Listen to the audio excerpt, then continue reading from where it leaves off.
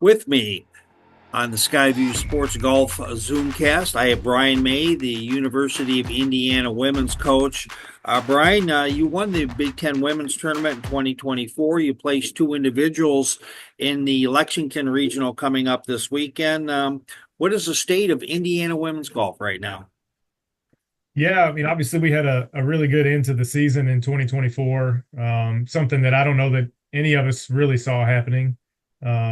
But we came together at the right time. We always talk about, peaking at the right time in golf, right? College golf is a long season, and golf in general is a long season with these girls competing a lot in the summer. So we peaked at the right time last year. We had some girls coming back.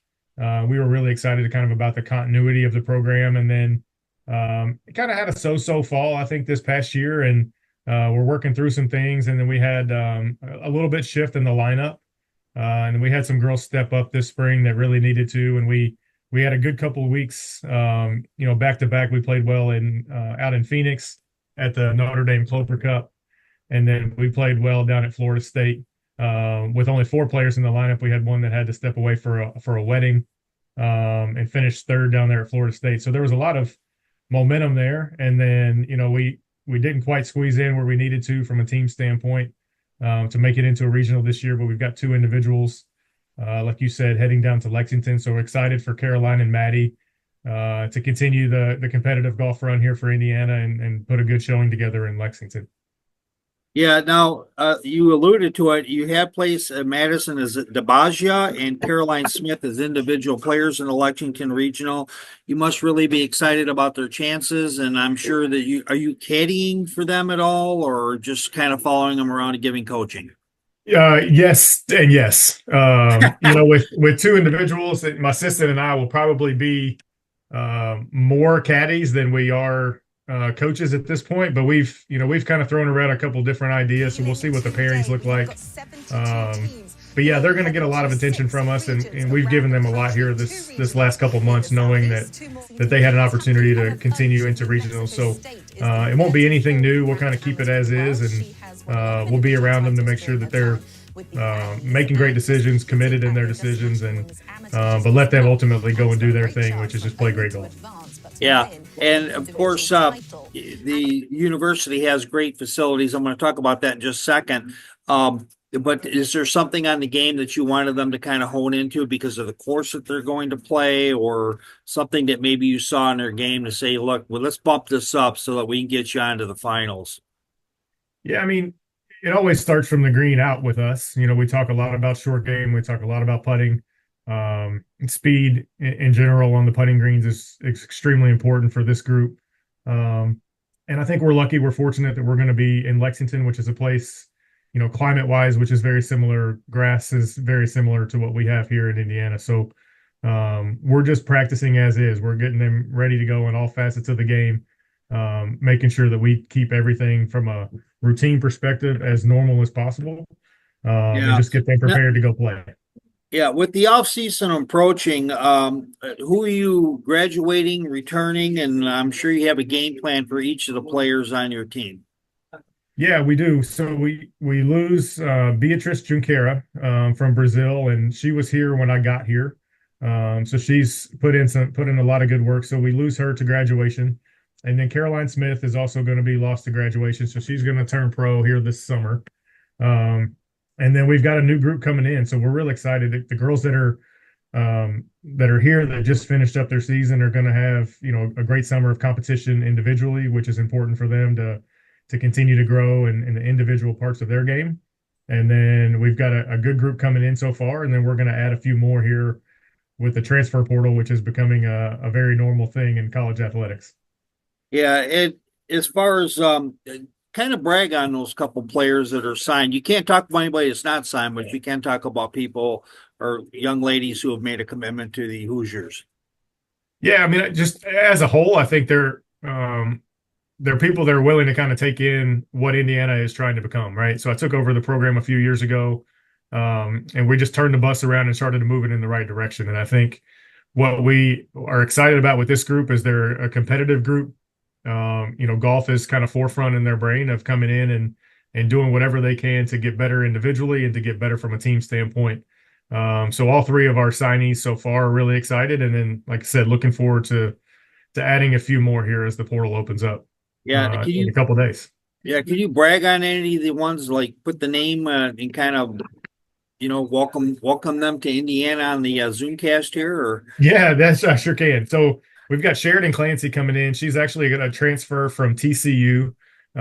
She just won the Western Australia Amateur a couple months ago, and then she spends her summers in Scotland. So she's going to have a very competitive summer here. Um, I've got Grace Heiss coming from Texas, who is fairly new to the game, as from a competition standpoint, but works extremely hard and has a really good routine for her. And then Saya Rampersad is actually just finishing up her lacrosse season. She's a high level lacrosse player as well in the state of North Carolina. So she's finishing up there and excited about her getting competitive for the summer and having her ready to go when the fall season starts. uh, the French Lick Resort? I have Dave Harner coming on next, and that's one of the finest. There's so many great golf courses in Indiana between the Pete Dye Golf Trail, the French Lick Resort, and just so many Crooked Stick. Well, that's Pete Dye. I mean, there's just so many great courses out there. And have you guys had a chance to play that golf course, or is that something maybe in the future, or practice, or anything? Yeah, absolutely. If Dave's listening, we'll come down whenever he wants to have us. But myself and my assistant's been down a few times, and it is a special place. And like you said, Pete Dye's got his fingerprint on a lot of things around this area. So anytime we get a chance to go down to French Lick is going to be a special place and a special opportunity for our girls that come in from all over the world and have a great chance to see that place. And finally, I want to make sure I say this right. The PAU, how did it say it? PAU course is one of the toughest in the country. How does that course and the practice facilities help your team to play their best? Yeah, so the foul course, Ned Fow and his family So it's endowed pronounced a foul.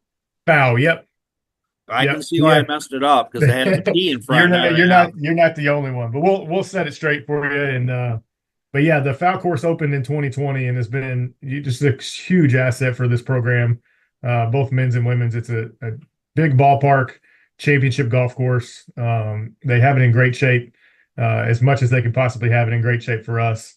And then the facilities right adjacent to that or right across the street from campus. So, with the student athletes these days and the time commitments that they have on and off the golf course, we're very fortunate to have, these top-notch facilities that are right across the street from campus, where our girls and the guys on the guys team can get over here and really take advantage of these great facilities. And then, big shout out to, Anthony Robertson, who is our director of grounds here and taking care of our facility and making sure it's championship condition as much as he can. Yeah. Besides covering the PGA Tour, I also cover motorsports as well, and I will be at the Brickyard at Indy IMS this summer.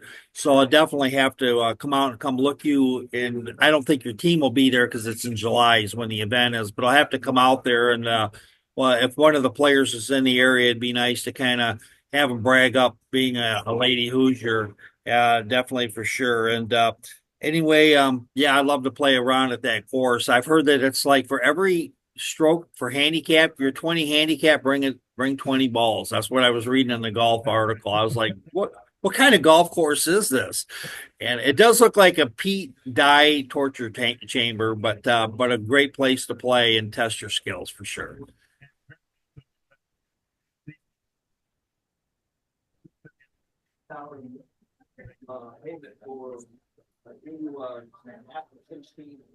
Okay. Well, and with that, I promise you I'd keep you to 10 minutes. I've kept you to 10, right on the nose, Brian. I will I'll probably shoot you an email next week, win or lose, on how your golfers do. Let's root for Indiana golf and all the Big Ten teams and players that are in there that they'll all get to the finals, and then we'll let the golf course out in California sort it out. Thanks again, Brian, for coming on. Brian May, the head coach for Indiana women's golf. Go Hoosiers. Go Hoosiers. Thanks, Roy. You got it. Thank you.